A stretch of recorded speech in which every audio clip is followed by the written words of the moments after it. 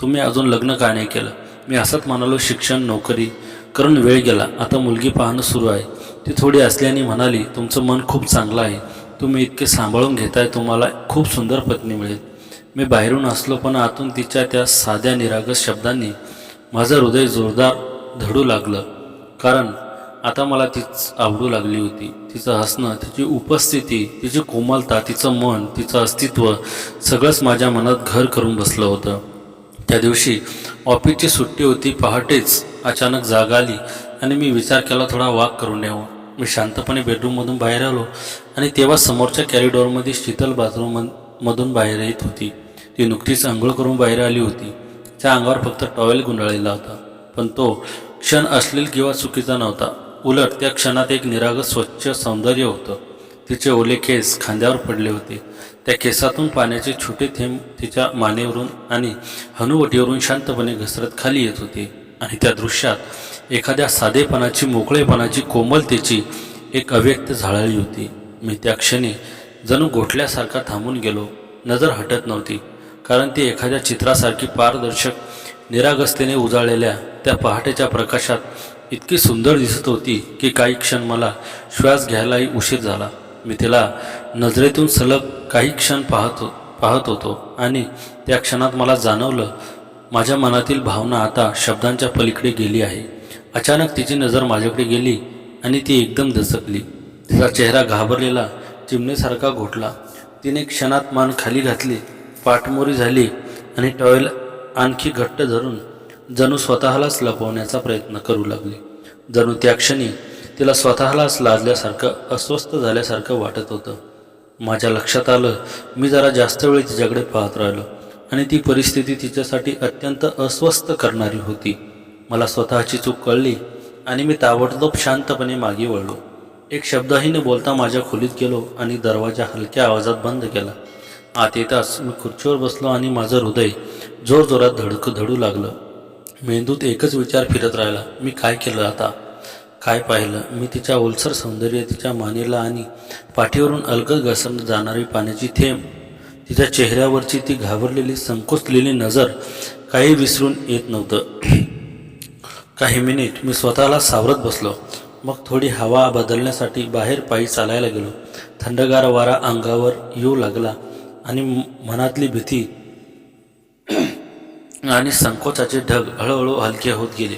पुन्हा घरी आलो तेव्हा हॉलमध्ये पेपर वाचत बसलो. तेवढ्यात शीतल चहा घेऊन आली. आज तिच्या चेहऱ्यावर कालचा संकोच अजूनही दिसत होता. ती मला पाहताच लगेच नजर खाली करून हळूच चहा टेबलावर ठेवून परत वळली आणि किचनमध्ये चालली. तिच्या त्या शांत, नम्र, अवघडलेल्या स्वभावातही एक वेगळंच आकर्षण होतं. ती बोलत नव्हती, पण तिची प्रत्येक वळण, तिची प्रत्येक नजर इतकी बोलकी, इतकी खोल, जणू काही त्या नजरा माझ्या मनातल्या प्रत्येक गोंधळाला हलकेच स्पर्शून पुन्हा कुठेतरी आत दडवून ठेवत होत्या. मी हळूहळू तिच्या मागोमाग किचनमध्ये गेलो. तिथे पांढऱ्या ट्यूबलाईटच्या मंद उजेडात शीतल उभी होती. चहाचे कप धुताना तिच्या हातावर पाण्याचे थेंब चमकत होते. बांगड्यांचा हलका खणखणाट आवाज किचनच्या शांततेत अजूनच मधुर वाटत होता. ती थोडी वाकून उभी होती. तिच्या सडपातळ पाठीवरून खाली झेपावत जाणारे केस, त्या केसातून सुटलेला सुगंध माझ्या श्वासात मिसळून जणू काही भानच हरवत होता. मी पाऊल टाकत तिच्या अधिक जवळ गेलो. माझ्या श्वासात मंद उष्ण स्पर्श तिच्या पाठीला जाणवत असावा, कारण ती क्षणभर थबकली. हातातील कप पाण्यातच थांबला. तो एक क्षण जिथे संपूर्ण जग थांबल्यासारखं झालं. मी हात पुढे केला, तिच्या पाठीवर अलगद स्पर्श करावा, तिला शांतपणे मागून मिठीत घ्यावे आणि तिला सांगावं की माझ्या भावना किती खोलवर गेल्या आहेत. पण मी काही करण्याआधीच माझा फोन एकदम जोरात वाजला. भानावर येत मी फोन उचलला. कॉल आईचा होता. तिचा आवाज कुंठित होता. ती हळू बोलली, दीपक, मला हॉस्पिटलमध्ये ॲडमिट केलं. त्या शब्दांनी माझ्या पायाखालची जमीन सरकली. चेहरा पडला, आवाज थरथरला. हे पाहता शीतल धावत माझ्याजवळ आली आणि मंद आवाजात विचारलं, काय झालं? मी घाईघाईने म्हणालो, आई आजारी आहे, मला लगेच निघायला हवं. क्षणाचा विलंब न करता ती म्हणाली, मी येऊ का तुमच्यासोबत? माझ्या मनाला त्या क्षणी तिची साथ हवीच होती. मी फक्त हलक्या आवाजात म्हणालो, चल. आम्ही ताबडतोब गाडीत बसलो आणि गावाकडे निघालो. 2 तासांच्या प्रवासानंतर हॉस्पिटलमध्ये पोहोचलो. आईचा ब्लड प्रेशर खूप वाढलं होतं. तिला चक्कर आली होती. आम्ही आत शिरताच आईचे डोळे विस्फारलेले आश्चर्य आणि प्रश्न दोन्ही एकाच वेळी तिच्या चेहऱ्यावर दिसत होते. तिला माहितीच नव्हतं की शीतल माझ्या घरी आहे आणि आता तर ती माझ्यासोबत हॉस्पिटलमध्ये आली होती. आईच्या नजरेतल्या प्रश्नांची तीव्रता मी ओळखली आणि शांतपणे म्हणालो, आई, आधी शांत राहा, तब्येत महत्त्वाची आहे, बाकी सगळं मी नंतर व्यवस्थित सांगतो. डॉक्टर आले आणि म्हणाले, आता सगळं नियंत्रणात आहे, भीतीचं कारण नाही. बिल भरून आम्ही चारही, आई, बाबा, शीतल आणि मी घरी आलो. घरी आल्यावर मी आईबाबांसाठी चहा केला आणि दिवाणखान्यात आलो. आई जरी आजारी असली तरी बसायला आली होती आणि तिची नजर पुन्हा पुन्हा शीतलवर जात होती, जणू तिला समजून घेण्याचा प्रयत्न करत होती. अखेर आईने विचारलं, दीपक बाळा, ही कोण? मी शांतपणे सर्व सांगून टाकलं. शीतलचा अपघात झाला, तिच्यावर झालेला अन्याय, सासरचा त्रास, घरातून हाकलून देणं, तिचं एकटं पडणं आणि मी तिला कसं घरी आणलं याची प्रत्येक गोष्ट आईबाबांच्या चेहऱ्यावर खोल दुःख उमटत आई म्हणाली, अशा मुलीवर आयुष्याने इतका अन्याय का करावा? बिचारी किती काही सहन करावं लागलं असेल तिच्यासाठी. त्या दिवसापासून शीतल गावच्या घरात आमच्यासोबत राहू लागली. आईला औषधी वेळेवर देणं, बाबाला जेवायला बसवणं, स्वयंपाक करणं, घर आवरणं, एक क्षणही ती बसत नव्हती. जणू तिला एखाद्या नवीन कुटुंबात स्थान मिळालं होतं आणि ती ते मनापासून सांभाळत होती. आई हळुवारपणे असत म्हणायची, हे बघ दीपक, शीतल फार छान मुलगी आहे, एवढं काम करते, काळजी घेते. अशी मुलगी कोणाच्या घरात गेली तर ते भाग्यवानच. बाबासुद्धा तिच्याकडे पाहून खुश व्हायचे. तिचा साधेपणा, सेवाभावी स्वभावात, निरागसपणात आणि आमच्या मनात स्वच्छतेत एक वेगळीच ऊब होती, जी घरभर शांत प्रसन्न वातावरण निर्माण करत होती. आठवड्याभरात ती फक्त माझंच नाही तर माझ्या आईवडिलांचेही मन जिंकून घेतलं होतं आणि माझं मन तर ते तिच्या प्रेमळ काळजीत, तिच्या नाजूक हसण्यामध्ये, तिच्या कोमलतेत इतकं हरून गेलं होतं की मला स्वतःलाही ते मान्य करायला वेळ लागत होता. आठवडा संपला आणि आम्ही आईबाबांचा निरोप घ्यायला उठलो. आईच्या डोळ्यात पाणी आलं. तिने माझ्या आणि शीतलच्या डोक्यावर थरथरत्या हातांनी आशीर्वाद दिला. ती शांतपणे म्हणाली, बाळा, काळजी घे आणि शीतल, माझ्या मुलांची काळजी घे आणि तुझीही. आईचे ते शब्द ऐकून शीतलला हलकंसं हसली. त्या हसण्यात आदरही होता, आपलेपणा आणि एक छोटीशी लाजही. आम्ही दोघे हसलो आणि मनावरचा सहभार हलकं झाल्यासारखं वाटलं. शहराकडे परत जाताना गाडीच्या खिडकीतून बाहेर जात असलेली हिरवाई पाहताना जाणवलं, या आठवड्यात आमच्यात काहीतरी खूप खोल न बोलताही उघडलं होतं. एकमेकांच्या चोरून पाहणं, नजरा भेटल्यावर नकळत हसू फुटणं, एकमेकांच्या जवळ बसल्यावर मनात निर्माण होणारी हलकीशी धडधड. आमच्या नात्यातील ओढ दिवसेंदिवस वाढत होती. संध्याकाळी घरी पोहोचलो तेव्हा आईने बनवून ठेवलेलं जेवण गरम करून आम्ही खाल्लं. जेवण असताना जाणवलं, शीतल माझ्याकडे काहीतरी बोलू पाहत होती. त्यांच्या नजरेत काहीतरी सांगायचं होतं, पण शब्द सापडत नव्हते. मी तिला वारंवार पाहत होतो. तिच्या डोळ्यातून विचारलं जात होतं, आपल्यात काहीतरी खास निर्माण होते का? पण कोणीही तोंड उघडत नव्हतं. जेवण झाल्यावर तिने घर आवरलं आणि मग आम्ही आपापल्या खोलीत गेलो. पण त्या रात्री अंथरुणावर पडून माझी झोपच उडाली. डोळ्यासमोर सतत शीतल, तिचा साधेपणा, तिचं सौंदर्य, तिची मेहनत आणि तिच्या डोळ्यात दिसणारी ती नाजूक दबलेली भावना, तिचे प्रत्येक वळण माझ्या मनात फिरत होतं. माझ्या नकळत माझे पाय तिच्या खोलीकडे वळले. दार अर्धवट उघडलं होतं. मी हळूच्यात पाहिलं तर ती बेडवर पडली होती, पण झोपलेल्या माणसाप्रमाणे नव्हे. अंगावरून वळत सरकत डोळे मिटून झोपायचा प्रयत्न करत होती.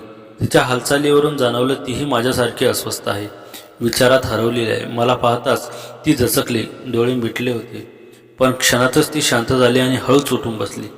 मी तिच्याजवळ गेलो तेव्हा तिच्या नजरेत जे होतं ते मी कधीच पाहिलं नव्हतं.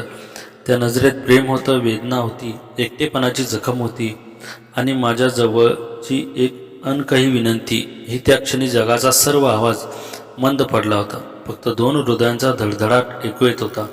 भावनांच्या अथांग समुद्रात मी हळुवारपणे माझ्या मिठीत घेतले. तो क्षण जणू कालबाह्य झाला होता.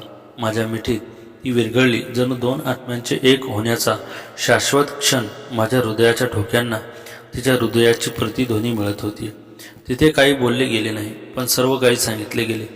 दोन तुटलेल्या हृदयांना एकमेकांचा आधार मिळाला होता. जखमांवर मलम लागत होता. मग मी हळुवारपणे तिचे हात माझ्या हातात घेतले आणि तिच्या नजरेत खोलवर पाहिले. तिथे भीती, आशा आणि अपेक्षा एकत्र गुंफलेल्या होत्या. माझा स्वर कोमल पण ठाम होता. शीतल, मी तुझ्यावर प्रेम करायला लागलोय. ते शब्द कोणत्या तरी प्राचीन मंत्राप्रमाणे जगाला बदलून टाकणारे होते. तिच्या डोळ्यात अश्रूंचा पूर आला, पण तो विषादाचा नव्हता. तो मुक्तीचा, आनंदाचा आणि नव्याने सापडलेल्या प्रेमाचा होता. तिने माझ्या हातातले तिचे हात जोरात पकडले, जणू हा संबंध तिच्या अस्तित्वाचा केंद्रबिंदू झाला होता. तिचे ओठ थरथरले, जणू तिने कधीही कल्पनाही केली नव्हती की कुणीही तिच्यावर एवढ्या मनापासून प्रेम करेल. ती काहीही बोलणार इतक्यात माझ्या मनानं थांबवलं नाही. मी तिच्या गुलाबी हलके थरथरणाऱ्या ओठावर एक कोमल सावकाश अर्धूरपणे चुंबन घेतलं. ते फक्त एका क्षणासाठी होतं, पण त्या क्षणात जणू आमचं संपूर्ण जग बदलून गेलं. त्या चुंबनात कुठलीही घाई नव्हती, कुठलीही वासना नव्हती, फक्त भावना होत्या, प्रेम होता आणि एकमेकांसाठी धडधडणाऱ्या दोन जखमी हृदयांचे अस्पष्ट बोलणं होतं. माझं चुंबन संपत ती क्षणात माझ्या मिठीत अखंड सामावून गेली, जणू तिला कोणीतरी हक्काचा आधार मिळाला होता. आयुष्यभर शोधत राहिलेला एक सुरक्षित स्पर्श मिळाला होता. तिच्या डोळ्यात पाणी आलं. हलके थरथरणाऱ्या आवाजात ती म्हणाली, तुम्ही माझी काळजी, तुम्ही नसता तर मी कशी जगले असते, कुठे गेले असते. मला तुमचे उपकार खूप आहेत, खूप प्रेमही आहे, पण तुमच्या आईबाबांना आपलं प्रेम मान्य होईल का? मी तिच्याजवळ आणखीनच सरकत तिच्या नजरेत पाहत शांत आणि ठाम आवाजात म्हणालो, शीतल, आईबाबांना तू आधीच खूप आवडली आहेस. त्यांनी तुला फक्त सून म्हणून नाही तर मुलगी म्हणून स्वीकारली आहे. तू त्यांच्या हृदयात जागा करून ठेवलेली आहेस. ती माझा हात घट्ट धरून शांतपणे डोळे मिटून हसली आणि त्या रात्रीपासून आमचं प्रेम दिवसेंदिवस फुलत वाढत खोल होत गेलं. पुढचे 3 महिने आमच्या आयुष्यात फुलासारखे गेले. एकमेकांच्या सोबत हसणं, साध्या गोष्टींमध्ये एकमेकांच्या हात धरणं, चुलीवर बनणाऱ्या चहाच्या वाफेतून येणारे हलके कटाक्ष, एकमेकांसाठी स्वयंपाक करणं, ऑफिसच्या थकव्यानंतर तिच्या हसण्यात मिळणारं समाधान आणि तिच्या प्रेमळ स्वभावानं माझ्या आयुष्यात जणू प्रकाशच पडला होता. 3ऱ्या महिन्यात आई बाबा परत शहरात आले. आम्ही तिघे हॉलमध्ये बसलो होतो. माझं मन धडधडत होतं, पण चेहरा शांत ठेवला. मी आईबाबांना आमच्या दोघांच्या प्रेमाबद्दल सांगितलं.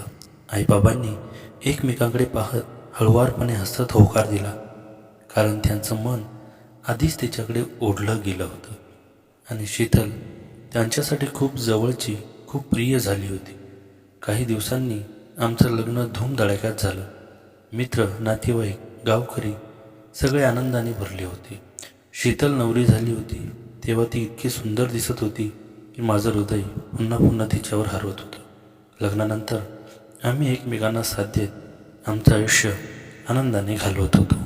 कथा आवडल्यास लाईक, शेअर आणि सबस्क्राईब नक्की करा. धन्यवाद.